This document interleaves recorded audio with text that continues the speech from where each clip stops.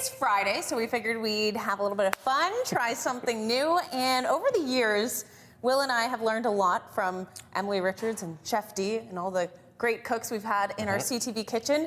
But today, we decided, okay, what can we do? We both like to bake.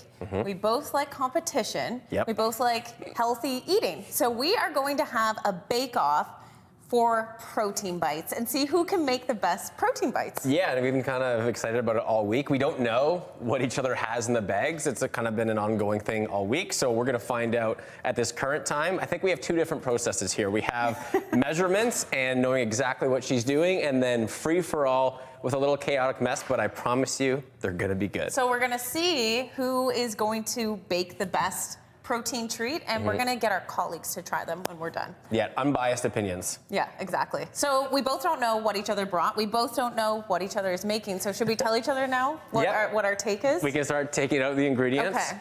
So what's your flavor profile that you're doing? I would say like chocolate oat peanut butter. Chocolate oat peanut butter. Okay, that sounds good. What about you? So mine is going to be, you could do this as a kind of chocolate chip cookie dough bite.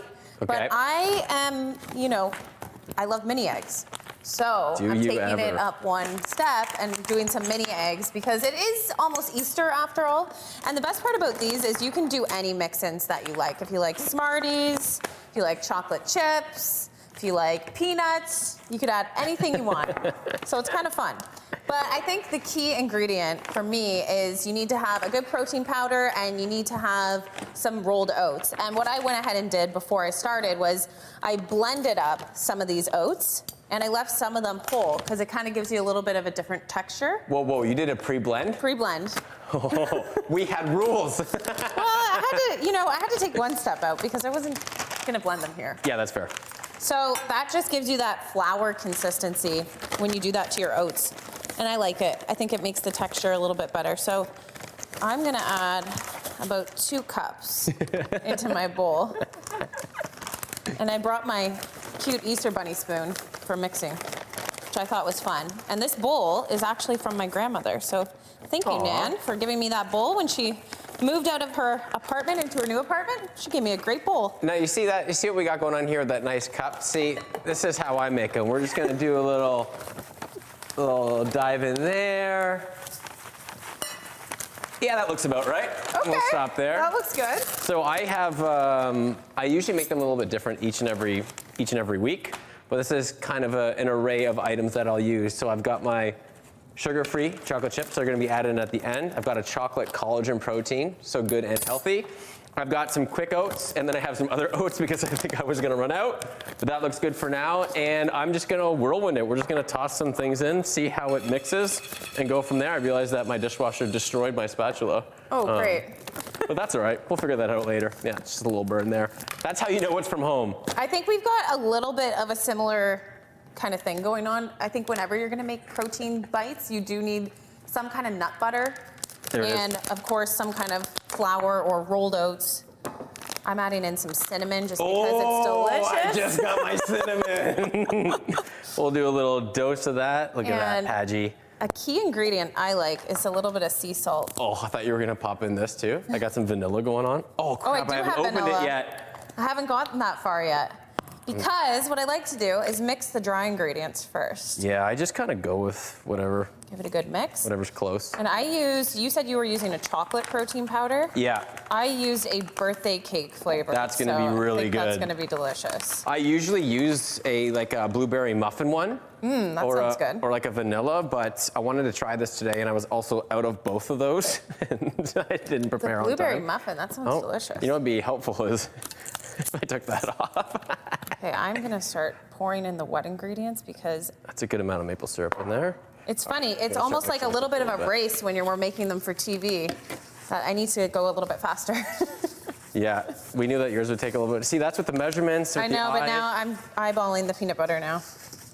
So I think I've made these kind of enough that I know about what a cup is. Yeah. So I can just do it like that. And then the thing with protein bites is they get so sticky. You have to really mix. Yeah. And sometimes, if you're making these at home, I like to just add a little bit of milk or something. If they get a little, I might have to I borrow your milk? I got, whoa, no. Just a little splash here and there, a couple of splashes, and then we mix it up. I didn't miss anything here.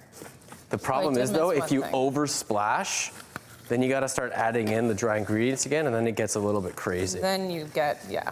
I know right away when I start mixing it up and start handling them and creating the actual bites, if I've made a huge mistake or not. We're not even at the messy part yet.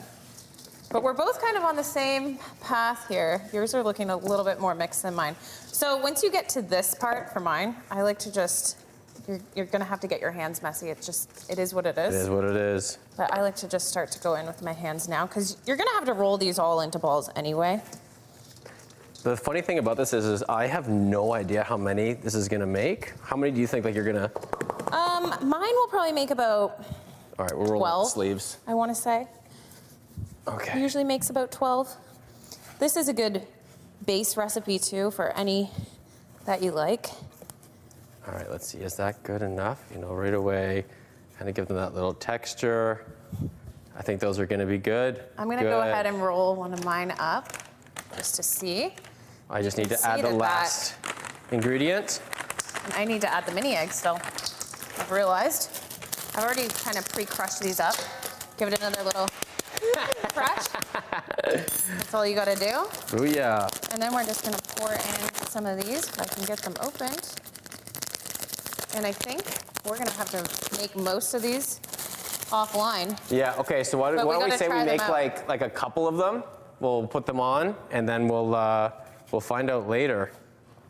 But we'll make a few. Okay, why don't we make 2 and we'll try each other's to see. One's there. Look at that, not bad. That looks pretty good. Not bad for a winging it. Just toss in a little of this. It looks delicious. A little of that. All right, there. Mine. Got to make sure I get some of the mini eggs here.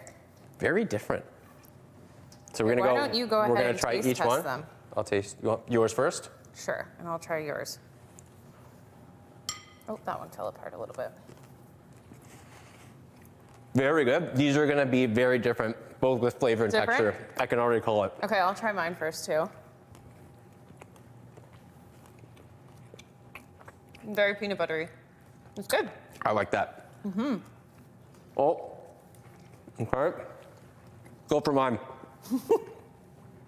I like that you have the baking sheet. This looks really good. Are you nervous? I have the peanut butter stuck in my mouth. Mmm. Oh, you're not surprised. Really all right. So at this point, we're gonna end up having to do a tally with the newsroom, which you'll see coming up. We'll have to wait and see. Good job. Good job.